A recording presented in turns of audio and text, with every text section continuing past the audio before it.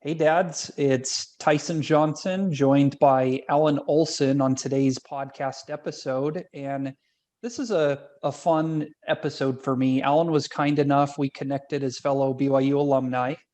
And Alan just reached out and said, "Hey, love to have you on my podcast," and which we're going to get into today. He's like my mentor when it comes to podcasting, just has an awesome podcast. And I told Alan I'd love to return the favor and discuss that. So, Alan, thanks for joining us today. Thank Why you, don't you, Tyson. Yeah, you bet, why don't you maybe just give us a little intro who you are personally and professionally for the working dad professionals who will listen to this, just so they kind of know a little bit about you, and then we could go from there. sure. All right, I'll do the clip note.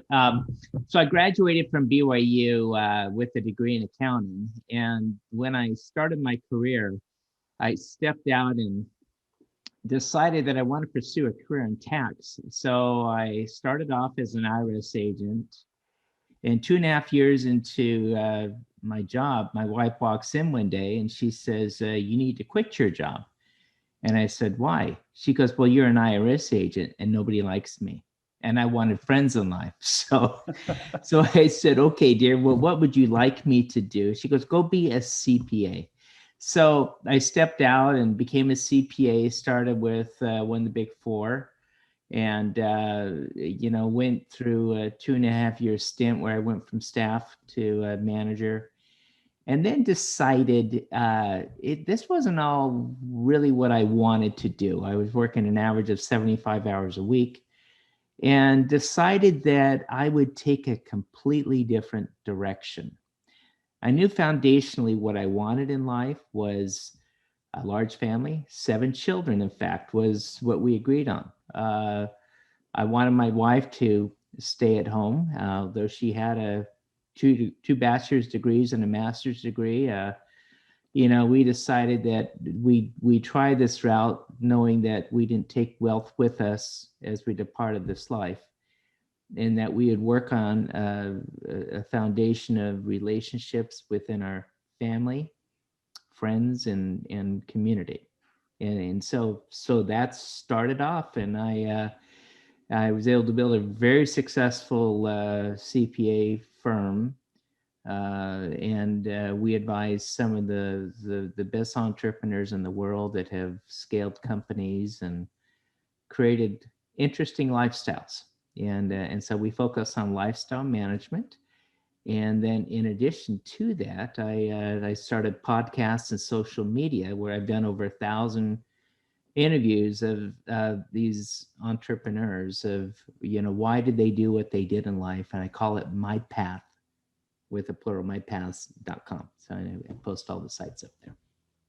Yeah, and that was something that I found meaningful when you and I were dialoguing and getting to know each other. Was, you just told me, "Hey, I do the podcast because it's fun and it's a way to give back," and you weren't expecting anything in return, and it's been helpful for my business to tell my story, and I would imagine has given you a lot of publicity with what you're doing professionally as well. So that's one of those neat lessons about, by giving you receive, even if that's not the intention.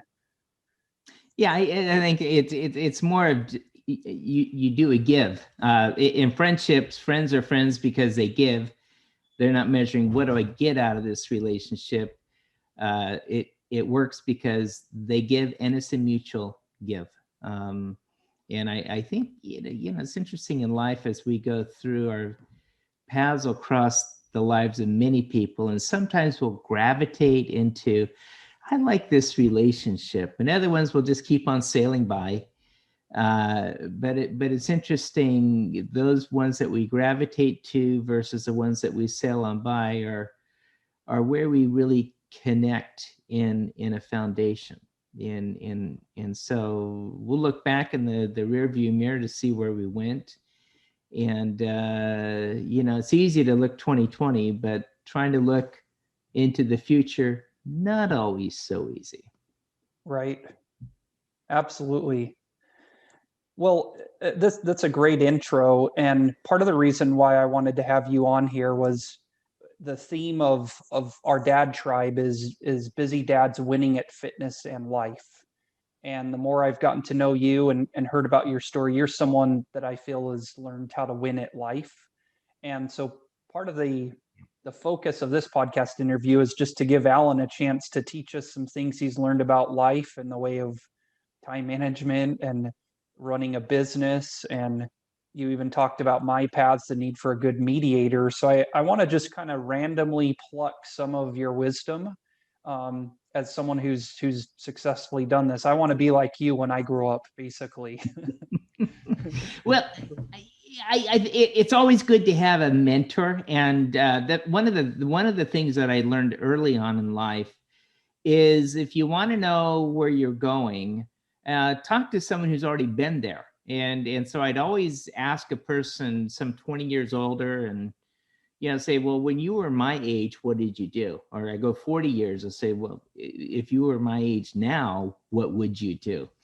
And it was always an interesting question in which they would come out. I had one individual I consider to be a mentor. He says, well, when I was your age, I quit my job and I decided the first half of my life, I would earn money. And the second half of my life, I would just give my money and I would give my time away. And he said, and so I did exactly that. I went into service. I went into philanthropy. I just focused on a pure give. And I thought, and I was with him when he told me what he was going to do. So 20 years after he went through this, I said, well, do you want a report card? He says, of what? I said, well, 20 years ago, you told me what you were going to do. I said, let's see how you did. And I said, after giving tens and tens of millions of dollars away and serving as the chairman of the board of a lot of nonprofit organizations, I said, you've doubled your wealth on a pure give of time and money. He goes, that's amazing. He goes, I knew there was something behind this. And I think in life, there's a thing about the give. When we give our time, when we give our means, when we look to empower and work and give into the lives of others. And so, but what I've always tried to do here is try to make the give non-monetarily. In other words, there's no foundation of money exchanging hands. It's all about what's inside of ourselves and about what we can do with our gifts to help lift others. So it's been interesting because I've done some 1,000+ interviews of individuals who've started very big companies. And I've also interviewed people who have had a lifelong mission to start a company, but never got off the ground. And I looked at them in introspection. I said, so what's the difference between people who went from little to big? One of my friends sold his company for $24 billion. And with a B. With a B, not bad, a Silicon Valley legend. And I said, so what's the difference between the one that stayed small versus the one that got big? And it's one simple rule. It's they learn the value of a mediator in their life. The ones that stayed small said, I can do everything myself. I don't need anybody else. I'm a do-it-myselfer. And the ones that went big said, okay, I'm trying to solve a problem. This is a disruptive problem. And in order to do that, I need the time and the energy of many people. And the more that they were able to effectively communicate and have them give because you were giving, it worked out. So. Oh man, that's so. I just want to comment on that because that's so profound.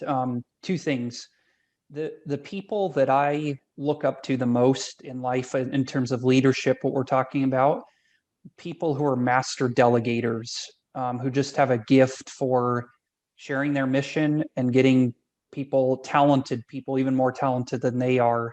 I've learned that in religious settings, people I look up to, etc. That's the first thing. Second thing is you talk about the value of a mediator or recognizing when you need help. And what's interesting is from our perspective, we work in the fitness and nutrition space. The number one reason why people come to us is they're looking for accountability.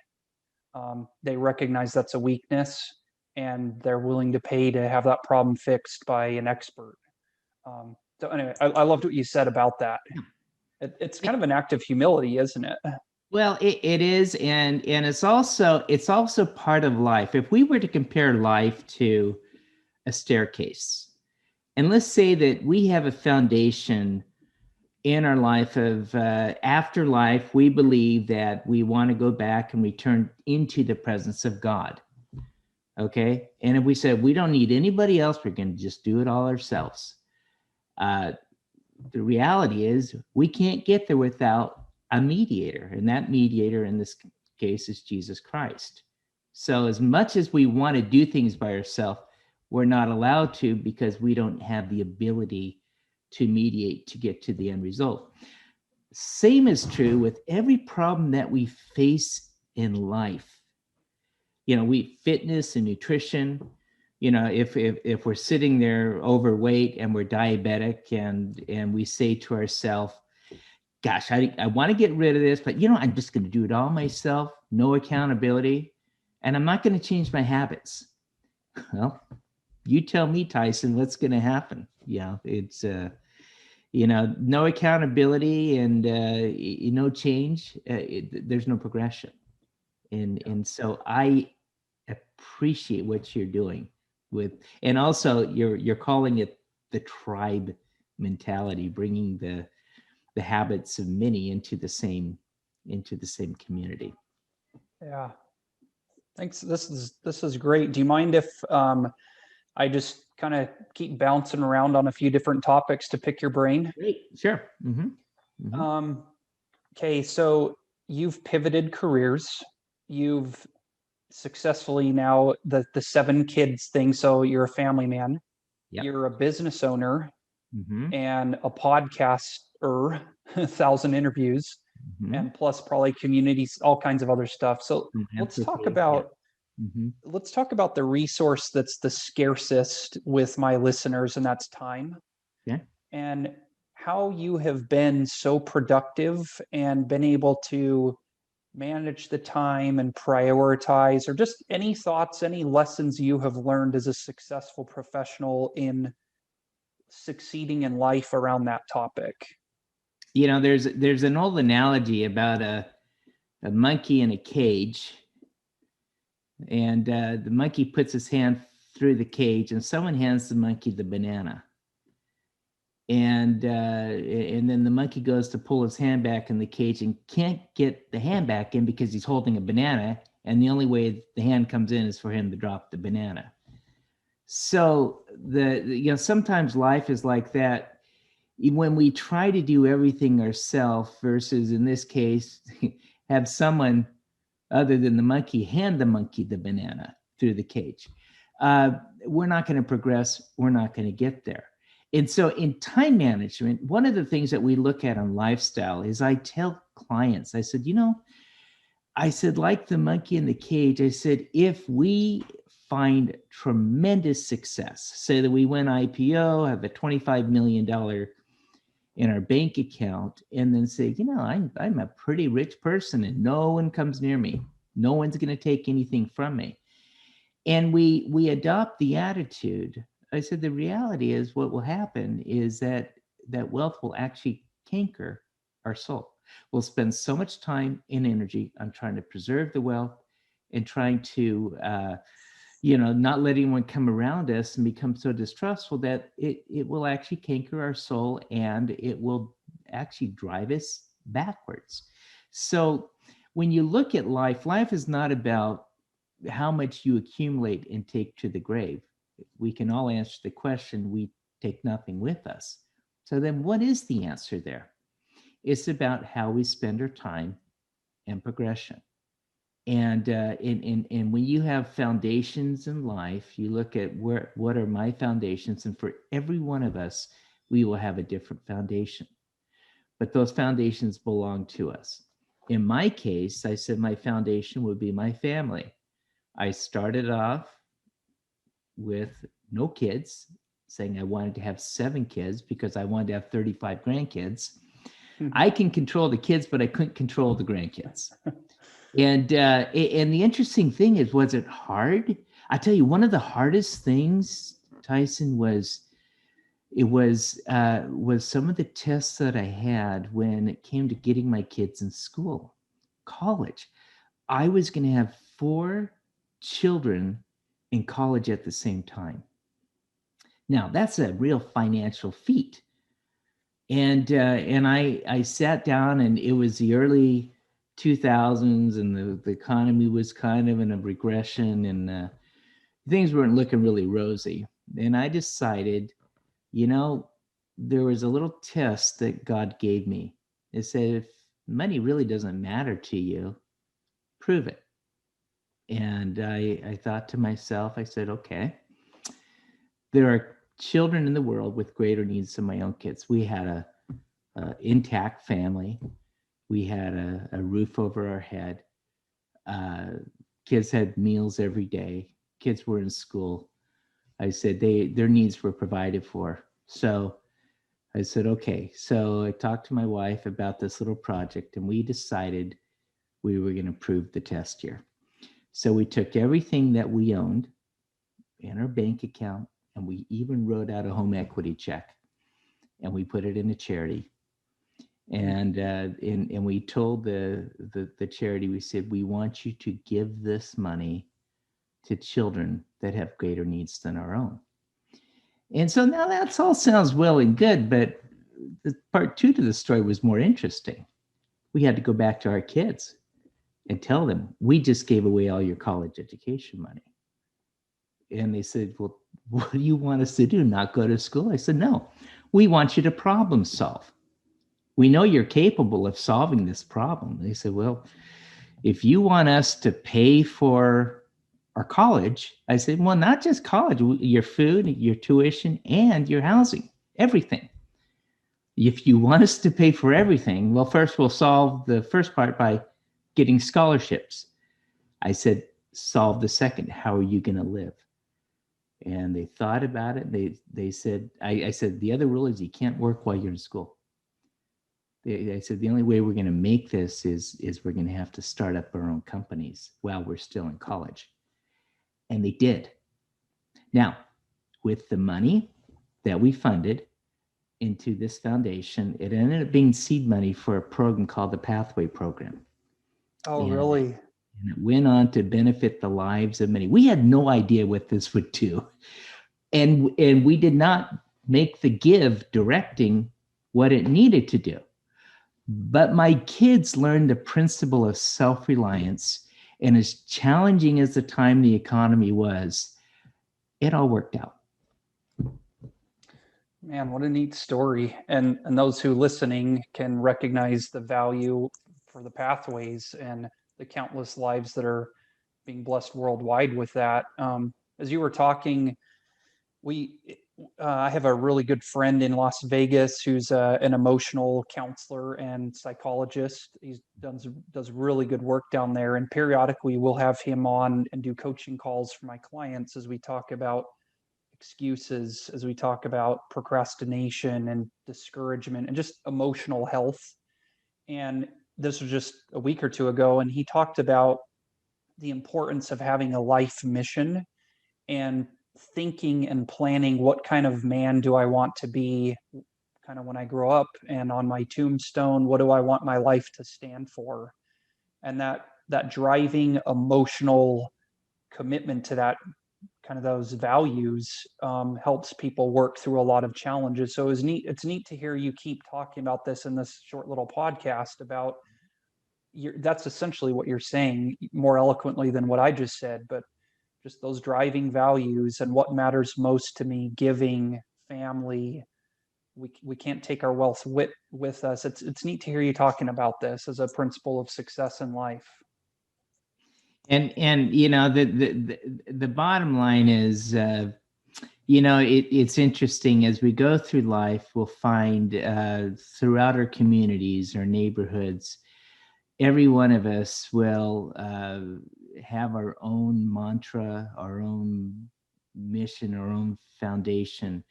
But that belongs to us. And this uniqueness was given to us for a reason. Uh, we don't fully understand the reason. And that's part of the reason that we're here, going through our mortal existence. Uh, Different cultures, different languages, different religions, different foundations, different gifts. It's a puzzle for us to figure out. And the more that we're able to solve the puzzle and be inclusive with many people, the more we'll be able to achieve, not only in this life, but on the other side. Let me ask you another question. We're talking about just your business and entrepreneurship and the working world, and I don't know how far away you are from selling your business or transitioning to retire. We haven't talked about that, but what have you learned about just making good decisions in the business world, knowing that family comes first and we can't take our wealth with us? What else have you learned professionally?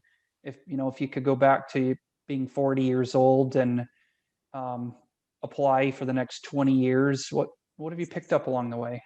Yeah, okay. So that's a great question, by the way. It gives a segue of I don't call retirement or selling, I just call it redeploying in life. And I think that as the older we get in acquiring experience, then the more that we have to offer for the generations behind us, lifting, building, directing, helping, enabling. It's it's our give. It's our give back to life. And I think some of the easiest times in life are as you are maturing in the business world, because you got so much wealth and knowledge. It's probably the easiest time to market. But if you don't do it right, you miss out a lot of opportunity. And it's kind of like if you're setting the staircase, do you get halfway up and say, okay, I'm done, I'm going to just go all the way back down? Or do you say, no, there's more? My father-in-law was a mentor to me as a PhD in education, was very good in the early days. And he said something. He says, Alan, he says, I've and he was some 30 plus years older than me. He says, but I've watched as I've gone through life. He says, I watched people wait till they're 65, and then they decide to retire. And then shortly thereafter in retirement, they found out where they thought they were retiring, their health was failing and they were fighting for their life. And so it wasn't retirement. It was like, let's try to stay alive time. And he said to me, he said, I've decided, after seeing what I saw, I'm going to check out of being he was the school superintendent here locally. He says, I'm going to put in for an early retirement. Well, 6 months after his early retirement, he found out that he had colon cancer and he was fighting for his life. And it was interesting watching that process. So he went out and he decided, as he was going through his treatment, that he was having, things about what's my meaning in life and what do I do best. And he helped to put a big family history center here in the Bay Area up on Oakland Temple Hill, and working with groups. He knew that he could work with large groups of people because of his educational background. But he said to me, he said, he said, I always knew I was one day going to die. He said, but I wish it didn't hurt so much. And it was interesting watching him as an individual go from a really healthy, strong person into a frail, weak person that was constantly in pain. It is a process and it's part of life. And so what I say in response to your question, what I've learned, you can't stop the process of mortality and what's going on before you, but you can decide, what am I going to make of my timeline while I have it, because none of us know how long it will last. Mm-hmm. Yeah, appreciate you sharing that. Again, I'm just kind of bouncing around here in one other thing I wanted to pick your brain on here. So you manage a business, you work with clients. In fact, you just took a client call, so I know you're busy.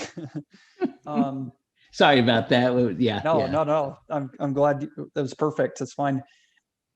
So something that I hear a lot from my clients is managing stress, Hmm. um, and dealing with excuses, um, knowing that we should do certain things, and yet we come home from the day exhausted or stressed, and things get put on the back burner. What have you learned in your life that helps you stay positive, stay in a good mindset, feel like you're managing stress well? Because I'm sure you're no different. You've probably got plenty of stress. There's always curveballs being thrown at you in life. What have you learned about that? Well, I think this is interesting. It's and one thing that's prevalent today throughout society, not just within our culture, but worldwide, is the rate of change that's happening. And as it's such a rapid rate of change, people will gain anxiety because the rate of uncertainty is there, and where uncertainty rests in, oftentimes the uncertainty will cause the anxiety to happen. Well, I'm one of the few individuals that I actually just love change. I love doing 15 things at a time. And so I feel like I'm in my element. But I want to draw the analogy to how do you control anxiety? Uh, I think if you were to take a circle and put two circles inside the one circle, uh, circle one in the middle would be your passions in life, things that you really enjoy doing, gives you energy.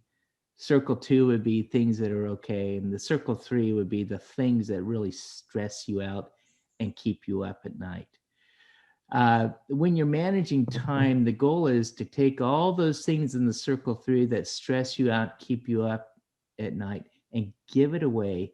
Give it to somebody else that gives energy to. Because remember, we're all different. So, further drawing an analogy here of anxiety, imagine that you were asked to sign contracts all day and you're right-handed. Well, on this particular day, the individual asking to sign says, I want you to sign every single contract with your left hand. I'm like, but I'm right-handed. Well, but if you start to sign with your other hand, although it's the same person, you'll find the skill set doesn't exist. It's moving out of your natural state. Same thing is with anxiety. Anxiety is happening because we're being asked to operate out of our natural state. And so it's not how do we get things done, implement, or execute. It's like, who do we need? Who is our mediator to enable us to move forward on this? And so is life. The more that we can find the who, not how, will allow us to get down to that next level and move up the stairway of progression. Interesting. So you've probably applied that with your business, with an office manager, with maybe an HR person, with um, I look at my wife as an amazing mediator for running the home and nurturing the kids, and it's talk about a lesson for life, a life success lesson that you just shared. And that ties into how you started about the importance of being humble and entrusting others. And anyway, so I appreciate you sharing that. Well, also the other thing you need to understand is that there's different mindsets of how we problem solve. There's people that are simplifiers. There's people that are multipliers. So, I ended up teaching graduate school without picking up a book, uh, because although my students had a textbook, I don't like to read, and I'm a simplifier, and so I'll move through in case studies and stories and understanding what I want to see, where other people need to really study things over meticulously to get an understanding. A multiplier, on the other hand, is an individual that, in order for them to get things done, they require the aid of many people. They want to administer things. Most homemakers end up being administrators. They end up coming and saying, I have this big honey-do list, or putting us to work and things that they need to have done around the house or with the kids. They're built different. And so I use the example within the home, but same thing with the workplace. An office administrator is a person that loves to give oversight, where the entrepreneur is typically the visionary, and you don't want those guys doing administration. You want them doing their visionaries and strategy and direction towards life. So you need a little bit of everything within an organization in order to grow and in order to scale. Yeah, that's great. Well, what else have we not talked about as I've just kind of bounced around and I've appreciated your openness and the wealth of wisdom. What else would you like to share that I haven't asked you about? Well, I'll tell you. So let's go back to the state of the world today. Okay. I had on my show this week, individual had a PhD in physics, very, very bright individual. And he stepped out of his job some 30 years ago and says, I'm going to be a consultant. Here he did all this education, went to some of the best schools in the world, only to say, I'm going to put that all aside and pursue another path. And this individual became one of the best consultants. He was a consultant to the CEOs of the Fortune 100. I think he consulted more of those CEOs than the other ones. And so we talked about what it was like. You know, these individuals already knew what they were doing. They were leading great companies, but here he was coming in to be their personal coach. And I said to him, I said, so tell me, what is it that you found and what is it that you learned? He said, very quickly, I realized that this was not about the money, but this was about connecting with my inner self and their inner self. And he wrote a book called From Smart to Wise. And it was all about putting spirituality within the workplace. Now, this individual happened to be of the Hindu religion, and most of his clients were Christian. I thought, well, this is really interesting. I said, in life we have things that we don't talk about as politics and religion and in cultures. You will often find that different cultures and different languages create barriers in order to connect. And he says, well, that's exactly right. I said, how is it that you can connect and most of us can't? And he says, because he says, what I've learned, it's not about what my values are. He says, but it's what about their values are in terms of my ability to receive them and the things that we have in common. So he drew the analogy in physics to a magnet, the North and the South Pole.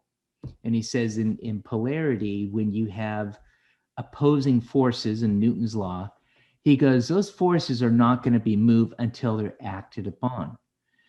And we talked about the role a mediator plays. If you have two people in conflict, for example, when we're dealing with uncertainty, husband and wife come together and they say, what should we do? The world is going to hell in a handbasket. It's going to fall apart. Spouse says, I know. We can read all these forecasts about everything going on, and they're both at opposite ends of the spectrum saying, we can't move this forward. We can't move it forward. And the reason is because they're grounded in positions. And so in order to move and lessen anxiety and lessen stress, you need to find the mediator in life. I was on the phone yesterday with an individual, and he was driving from Salt Lake City to Denver to Texas. And I said, well, what are you doing? He lived in California. He says, I'm trying to figure out where to live. I said, so you're just driving around? He goes, yeah, I'm trying to figure it out. And it was interesting as I thought through the uncertainty, the reality is what he needed was a good coach, somebody to mediate the feelings that he was having, to give a different perspective. ultimately you're going to drive your decisions, but you need somebody on the sideline to mediate and to give balance, especially when anxiety is being felt. Yeah, that's really well said.